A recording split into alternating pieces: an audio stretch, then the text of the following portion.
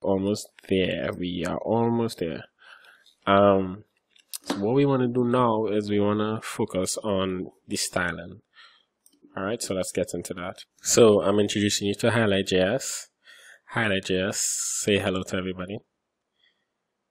All right, Highlight.js is shy. So this allows you to style your code, I guess. How else could I put it? It looks like this. Let's just check it out quickly. See, it looks like this, right? So, ooh, and I could use some code here as well. Right, so this is what Highlight.js allows you to do. So we're actually going to use that here. So I downloaded, well, I didn't download it. So I just used the CDN. So I have this script. So first I have JavaScript, because I can't confirm if I need it or not.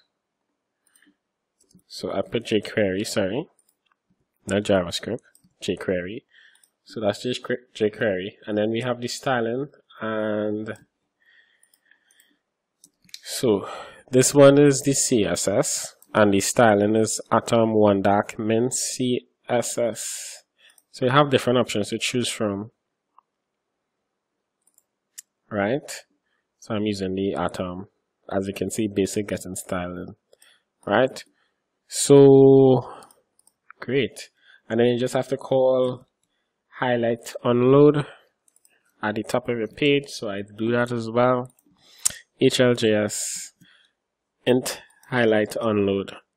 And I think finally what your code should have is like the class name should identify what kind of code it is.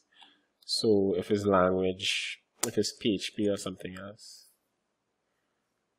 Oh, I did not change that. So if I look here, right, in the code class, you want to put the type of you want to say language dash, and then we're just going to echo what I have for language, whether it's PHP or Python, whatever the case may be. So let's actually see if that works.